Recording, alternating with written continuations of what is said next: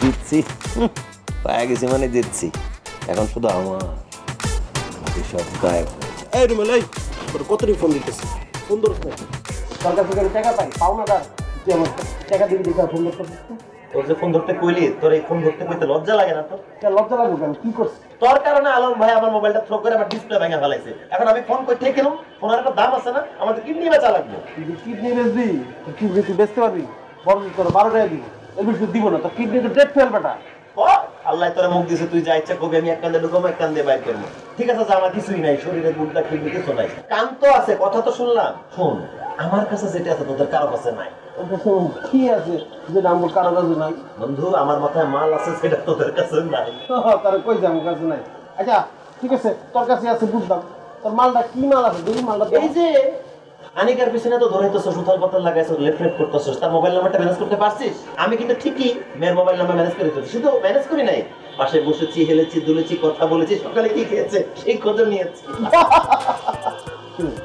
মেয়ের নাম্বার নাকি? মেয়ের মার নাম্বার কিন্তু ঠিকই আমার কাছে। মারে সিটার দিই, মেয়ের সিটার দিই। দেখছিস তোর যে মাথায় মাল নাই, আমার কথাই সত্য। মেয়ের মা, খালা, চাচি, ফুপু সবকিছু নিয়ে তুই মরে যায়, কিন্তু মেয়ের নাম্বারটা তুই ম্যানেজ করতে পারিস নাই। এটা আমার, তোর ভাবি, তুই এটা মন থেকে সেট করে রাখ, ঠিক আছে? আমি কইলা রিলেশন টাকায় ফেলাইলে দিচ্ছ সাথ দি, দিচ্ছ। তোর অনেক বুদ্ধি মাথায়, এর লেগে তুই কোনোদিন ঘন্টা থাকবি না। কি ডায়লগ চেঞ্জ হয়ে যাবে? তোর ডায়লগটা পুরান ডায়লগ, নতুন ডায়লগ হবে। মাথায় বুদ্ধি আছে যার, ঘর জামাই থাকবে সে।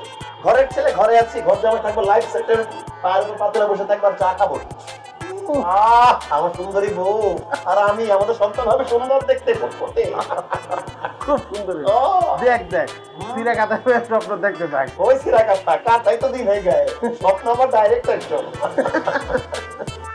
বুঝবি না, বুঝবি না, পরে বুঝবি সময় হলে। ঠিক আছে।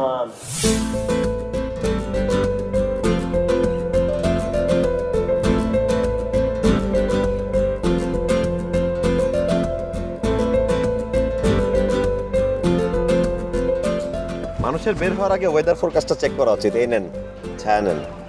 মানে? না মানে বলতে চাচ্ছিলাম, আবহাওয়া তো আর জানে না কাকে রোদে পোড়াতে হবে, কাকে বৃষ্টিতে ভেজাতে হবে। আপনি খুব জানেন না, খুব আবহাওয়াবিদ হয়ে গেছেন। না, আবহাওয়াবিদ ঠিক না, তবে ভূগোল আবহাওয়াবিদ বলতে পারেন। আমি বাসা থেকে বের হওয়ার আগে চেক করে বের হই। আচ্ছা আসুন, আমরা এক ছায়া নিচেই দাঁড়াই। এক ছায়ার নিচে মানে? না, বলতে চাচ্ছিলাম যে একই ছাতার নিচে। ঠিক আছে, আপনার মাথার উপরে ছায়া থাকুক। আমি চাই না আপনার কোমল ত্বকটা নষ্ট হয়ে যাক, আপনার সৌন্দর্য কোনো অংশে কমে যাক। আমি রোদে পুরে ছারখার হয়ে যাই, সমস্যা নাই। রোদে পুরে ছারখার, তবু মাথা নোয়াবার নয়। বাহ, খুব বানিয়ে দিতে পারেন আপনি। পুরো সাহিত্যিক ফিলে আছেন। মানে আপনি কি খুব সাহিত্য পড়েন না?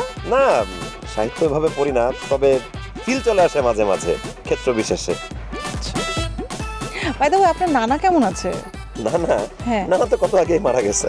মানে আপনি না ওই দিন বললেন যে আপনার নানার রক্ত দরকার, আমার কাছ থেকে নাম্বার নিলেন। আমার নানার রক্ত? আমি বলছিলাম, মানে আমি চাইছিলাম রক্ত। আপনি না বললেন ও পজিটিভ রক্ত দরকার, আমারও ও পজিটিভ ব্লাড, এই জন্য জরুরি আমার নাম্বার নিলেন। ও ছোট নানা। এই ফাইজলামি করেন না, বলেন তো আপনার কয়টা নানা? আমার 3টা নানা।